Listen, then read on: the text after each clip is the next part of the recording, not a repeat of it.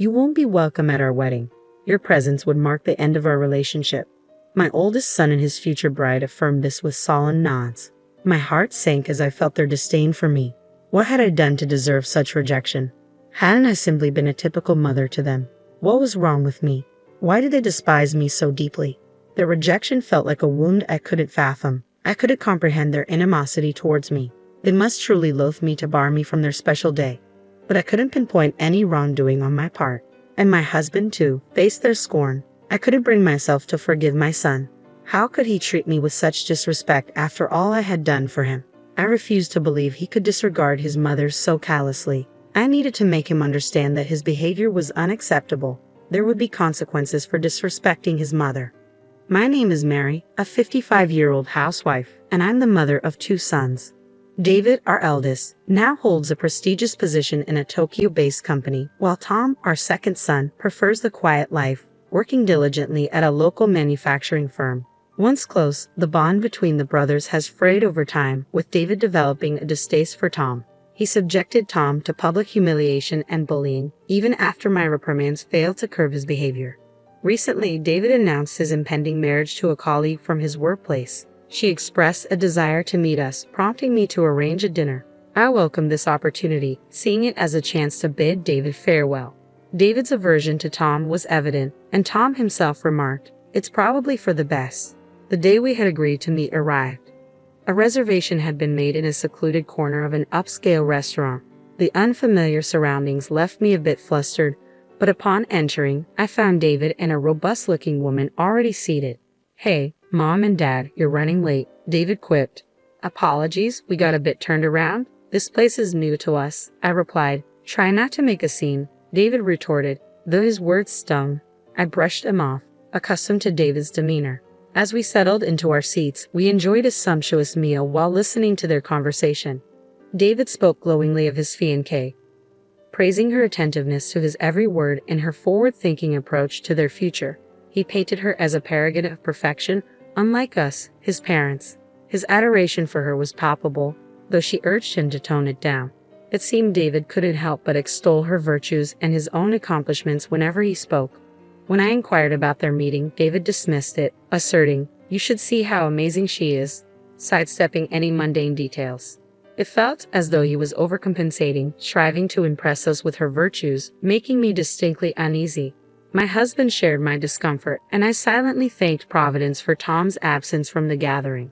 "I'll say this again and again, she's nothing like you guys. Please don't mistreat her once we're married. Show her some respect," David implored. "I don't need reminding. I wouldn't dream of it," I assured him. "We'll see. You've always favored Tom over me.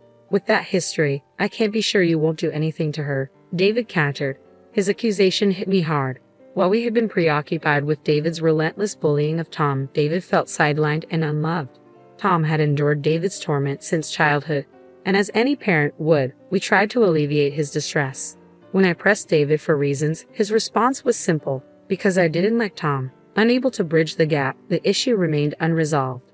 I hadn't realized David perceived our actions as favoritism towards Tom, but I chose not to challenge him, unwilling to escalate the tension. The strained dinner concluded without incident, but it was clear our underlying issues remained unresolved. "Getting up there in age, aren't you?" David remarked casually. "No need to fret, we'll look after you too." David had unilaterally decided that he and his wife would move in with us after their wedding, seemingly with her blessing. She chimed in, "You have another son who won't rely on you forever, right? I'll take care of him." The notion unsettled me deeply. While Tom did reside with us, it was out of genuine care and not entitlement. However, David and his family had moved in without our consent, claiming our space and assuming ownership. "Why don't you tend to the garden, Tom?" David urged. "I have work," Tom replied. "You're unemployed. Get to it," David retorted. "What? You're insufferable," Tom shot back. David's relentless pressure on Tom was escalating. I admired Tom's maturity in handling the situation, but the dynamics were far from simple. David and his family were scheming to oust Tom and us from the house without our knowledge. Late one night, after my husband and Tom had retired to bed, I ventured out for a drink of water, only to find the living room illuminated.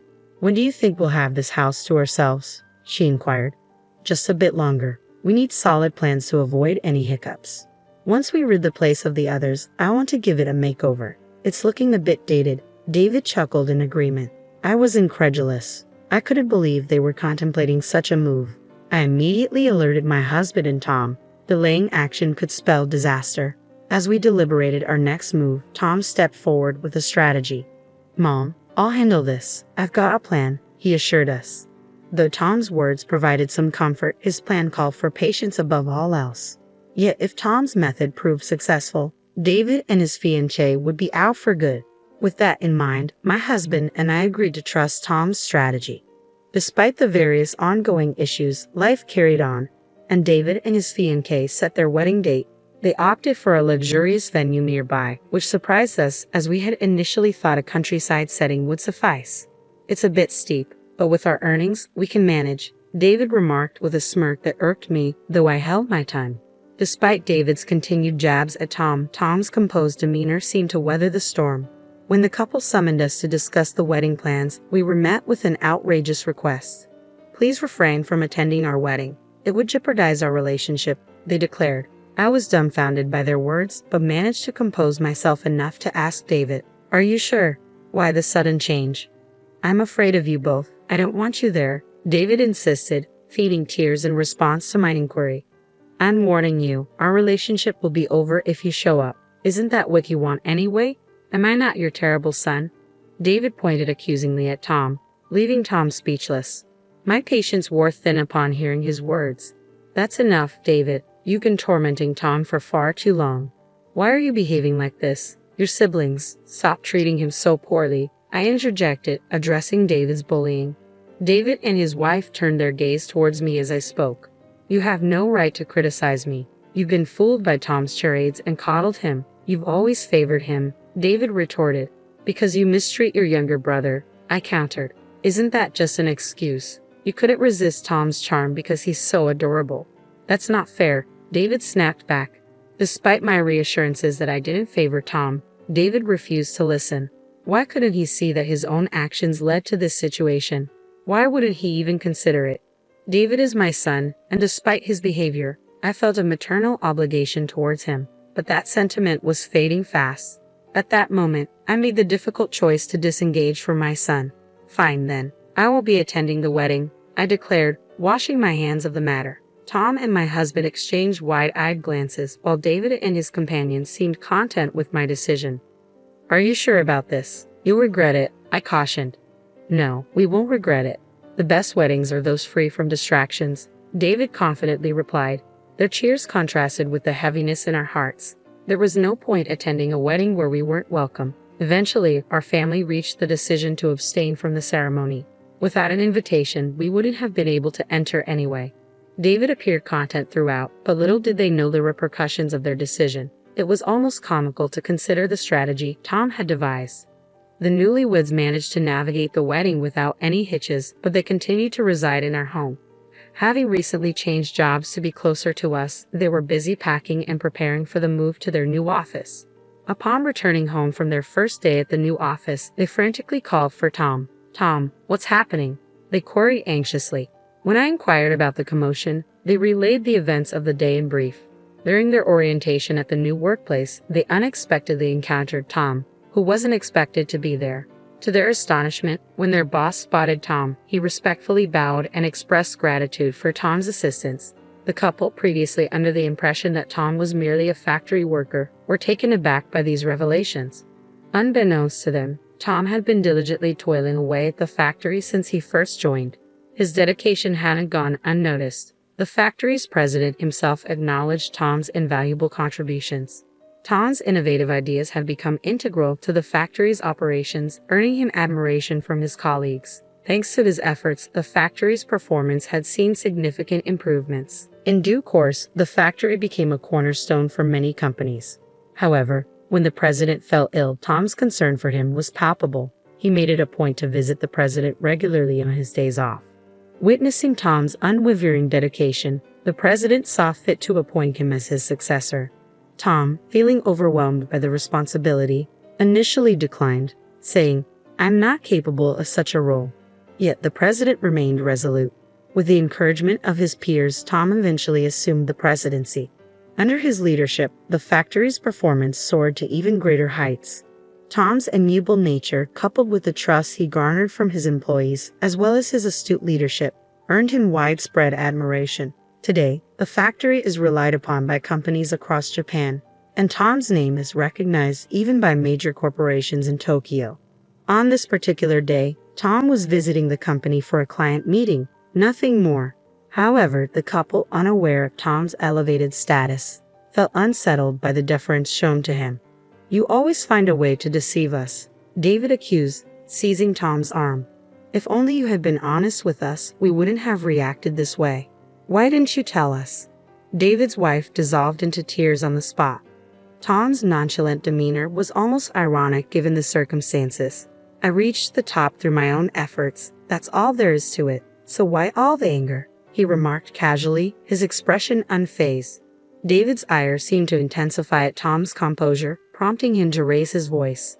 "Don't you dare act indifferent towards me." Yet Tom remained composed as he addressed David. "There's something else I want you to hear. It might be the most important thing for you." Through some effort, we managed to calm David and his wife and coax them into taking a seat. Tom, having retrieved something from his room, returned and began to narrate the story. "Firstly, take a look at this," Tom announced, spreading several photographs across the table. They depicted David's wife alongside a man in elegant attire, unmistakably capturing scenes of her infidelity. David's reaction was immediate. He erupted into shouts while his wife trembled, unsure of how to respond. "She's soon to be my sister-in-law, so I did some digging beforehand, and this is what I found," Tom explained calmly, gesturing to the incriminating evidence. "With this much evidence, there's no denying the truth," he added, prompting David's wife to bow her head in remorse. "I'm sorry," she murmured, her voice filled with genuine regret. David, grappling with the shock of the situation, could only stare in disbelief. This is the consequence of not looking beyond the surface of a person. "Nobody is perfect," Tom remarked with a laugh, eliciting giggles from the rest of us. David, overcome with despair, sank to his knees, the room falling silent save for his wife's earnest apologies.